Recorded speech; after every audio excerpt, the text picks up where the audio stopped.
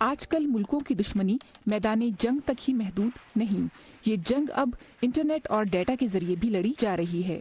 ہمارے دشمن جانتے ہیں کہ وہ ہمیں میدان جنگ میں نہیں ہرا سکتے، اس لیے اب وہ ہماری قیمتی انفارمیشن چرا کر ہمیں کمزور کرنے کی کوشش کر رہے ہیں۔ سائبر سیکیورٹی پر ریسرچ کرنے والے ایک ادارے سائبر سیکیورٹی وینچرز کے مطابق اگلے 2 سالوں کے دوران اس شعبے میں امریکہ میں تقریباً 35 لاکھ ملازمتیں پیدا ہوں گی، جن کو بھرنا کمپنیوں کے لیے ایک بڑا چیلنج ہے۔ سائبر سیکیورٹی ایک چیلنجنگ فیلڈ ہے جو گزرتے ہوئے وقت کے ساتھ بدل رہی ہے۔ 10 سال پہلے اس شعبے میں ٹرین ہونے والا انسان آج کے دور کے تقاضوں کو پورا نہیں کر سکتا جب تک کہ وہ جدید ترین ٹیکنالوجی سے خود کو ہم آہنگ نہ رکھے۔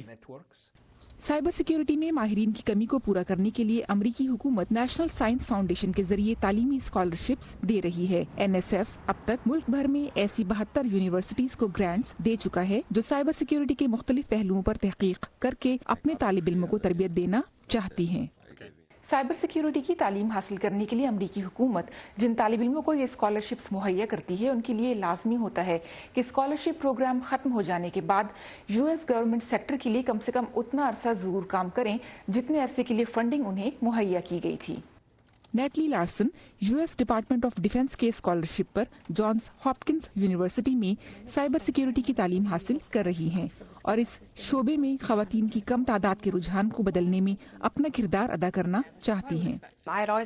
بچپن سے ہی میری دلچسپی کمپیوٹر سائنس میں تھی اور بڑے ہو کر میں نے سوچا کہ اسی ٹیکنالوجی میں کس شعبے کا انتخاب کروں جس کی ہمارے معاشرے کو ضرورت بھی ہو۔ اگر میڈیا میری جیسی خواتین کو اس شعبے میں کام کرتا ہوا دکھائیں تو لوگوں کی سوچ بدلے گی۔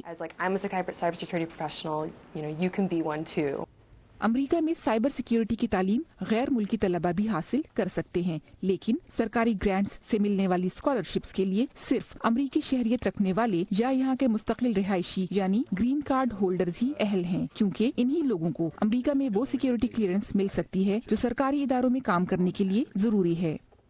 سحر Majid, voice of America, Washington.